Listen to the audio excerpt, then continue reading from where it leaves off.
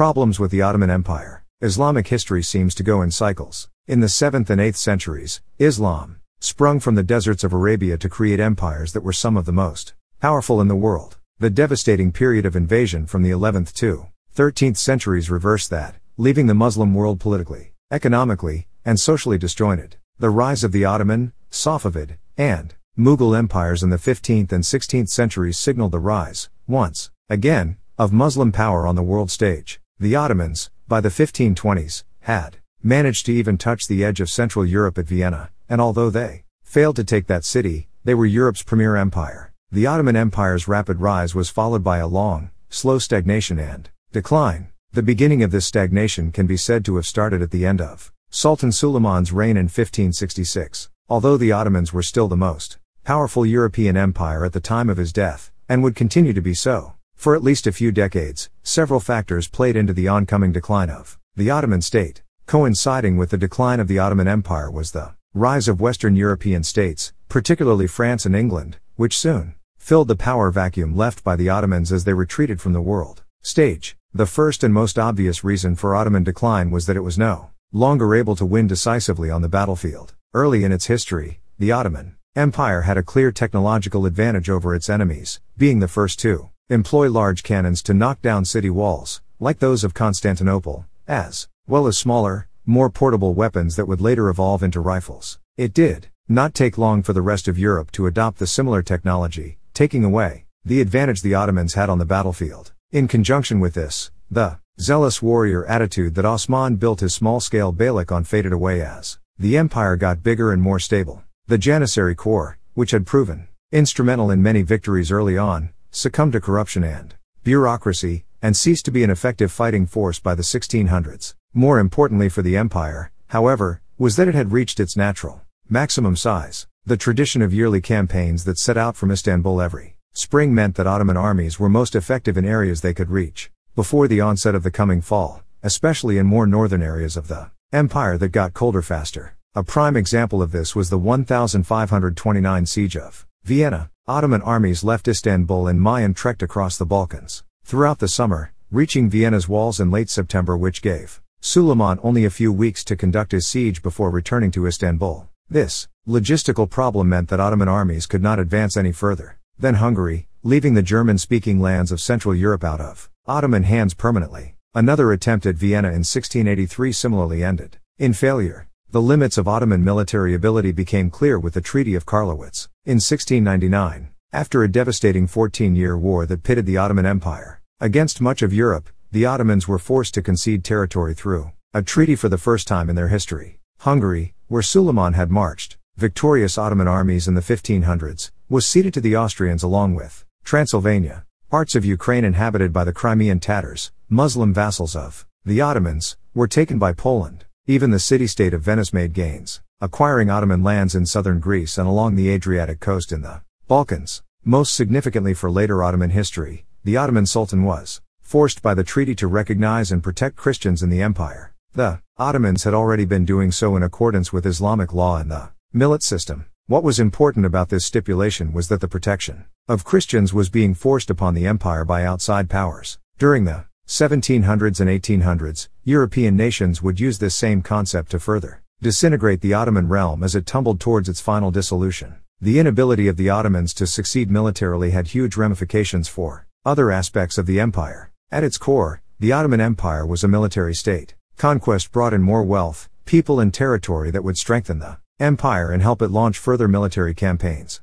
During the unrestrained growth of the empire from 1300 to the mid-1500s, the militaristic nature of the Ottoman state paid huge dividends economically and socially, creating a panethnic empire that benefited from huge spoils of war. With the end of conquest, the Ottoman government would have to find new foundations on which to build the Ottoman economy. Such a fundamental change in the nature of an empire would always be difficult to manage, but compounding the problem was the decline in the quality of leadership that the empire experienced. From the time of Osman in the early 1300s to the golden age of the empire, under Suleiman in the mid-1500s, the Ottoman Sultan was the ultimate executive of the Ottoman government. The Sultan was expected to guide the Ottoman army in battle, lead the government through numerous viziers, dictate the empire's relations with other states and defend Islam as the caliph of the Muslim world. After Suleiman, however, there was a definite change in the nature of the Sultanate itself and the role the Sultan played in the government. Starting with Selim II, Suleiman's son, many sultans preferred to spend time enjoying the luxuries of the palace instead of engaging in the governance of the empire itself. Sultans once led the armies in battle and fought alongside their troops, boosting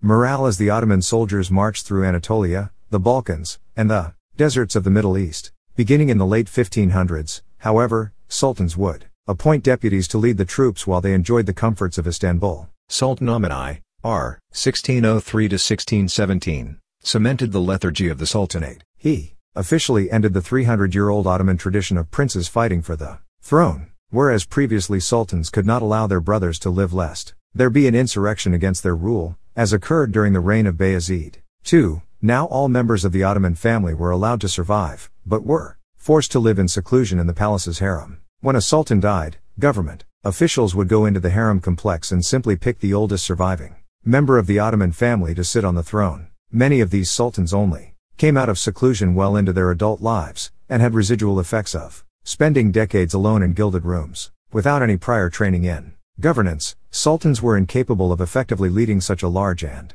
complex empire. Administration thus fell to the viziers and other government workers, who held effective power, albeit in the name of the sultan. In the 1600s and 1700s, the fortunes of the empire did not rely on the ability of the sultans, but of the grand viziers. Ahmed I's intention may have been to protect the dynasty from costly civil wars, but the results of his reform effectively prevented the Ottoman dynasty from producing any capable or effective sultans during the 1600s and 1700s, further exasperating the military and political problems of the Ottoman Empire. During its decline was the economic situation of Europe. Starting in the 1500s, Western European nations such as Spain, Portugal, France, and England took the lead in exploring the New World, and exploiting its resources in a mercantile system that emphasized the amassing of huge amounts of gold and silver. The mines of Central and South America, in particular, provided shiploads of silver that made its way into European markets through Spain. When this huge influx of silver hit the Ottoman economy, the Ottoman currency was greatly devalued and inflation increased. The Ottoman economy was thus hit on two fronts. There were no further wars of conquest that brought in booty, and the rise of Western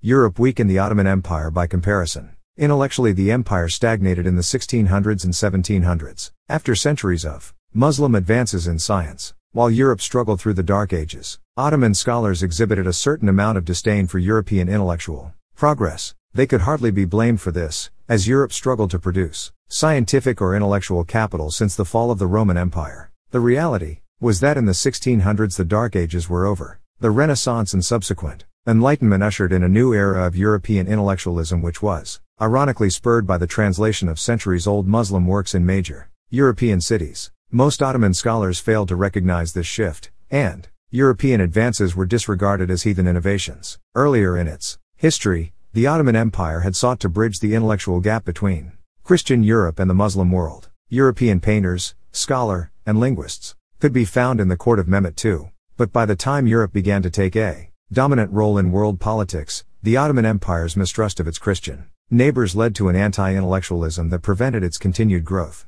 The huge influx of American silver caused runaway inflation in the Ottoman Empire. In 1580, one gold coin could be bought for 60 silver ones. 10 years later, in 1590, it would take 120 silver coins to buy one gold. In 1640, it took 250 silver coins. Despite all these factors working against the Ottoman Empire, it remained one of the premier empires in Europe and the Middle East in the 1600s and 1700s. The incredible growth of the empire in its first 300 years was so great that the military, economic, political and intellectual challenges it faced in its stagnation could not completely undo what had brought the Ottomans to such dizzying heights. The fundamental nature of the empire had to change and adapt to new geopolitical realities. Most important was the relationship between the Ottoman state and the rest of Europe. Viziers were pragmatic enough to recognize that unending conflict with their Western neighbors would end in disaster. The antagonistic relationship between the Ottomans and the rest of Europe thus began to fade as Ottoman viziers recognized the era of expansion was over by the 1600s. Nowhere was this clearer than during the Tulip period that lasted from 1718 to 1730. During this time, the Grand Vizier of the Ottoman Empire, Nefshirli Damat, Ibrahim Pasha, charted a new course with Europe that was characterized by trade relations and cultural borrowing. European artistic styles, particularly Baroque were adopted by the Ottomans and fused with traditional Islamic styles to create a new, distinctive look. Tulips, popular in the early 18th century in Western Europe, featured strongly in the art of this period. Despite the cultural flourishing of the tulip period, a more significant trend began to emerge in the relationship between the Ottoman Empire and Western Europe. The stagnation and faltering of the Ottomans in the 1600s led to a precipitous fall in the 1700s. The aforementioned Treaty of Karlowitz of 1699 brought to light Ottoman weakness, but the subsequent wars and treaties of the 1700s made the decline of the Ottoman state clear for the world to see. An Ottoman attempt to regain southern Greece led to a full-fledged war with Austria in the 1710s that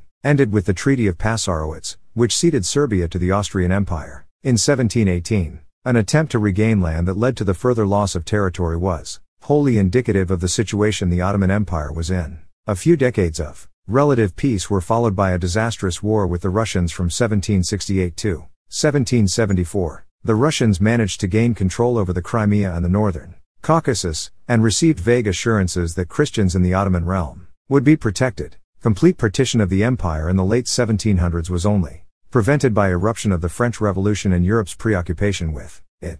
By the end of the 18th century, the Ottoman Empire had lost huge amounts of territory in Europe. The tide had turned in Christian Europe's favor for good. The economic and political concessions they were forced to make were just as destructive as Ottoman military defeats. In what were known as capitulations, the Ottoman government gave up effective control over huge swaths of its own economy and society to Western Europe as it declined. Sultans as early as Selim I had signed agreements with France, which gave the French special trading privileges within the empire. These early capitulations were mutually beneficial, as they strengthened the trading ties between two of Europe's largest economies. As the Ottomans declined, the capitulations took on a new character. In exchange for dearly needed diplomatic support, the Ottomans agreed to give up jurisdiction over French citizens within their own borders. This meant that Frenchmen were effectively immune from any kind of prosecution or control by the Ottoman government. By the mid-1700s, the French managed to get all Catholics within Ottoman borders recognized as French subjects, and thus under French law. Furthermore, they had the right to extend French law to any Ottoman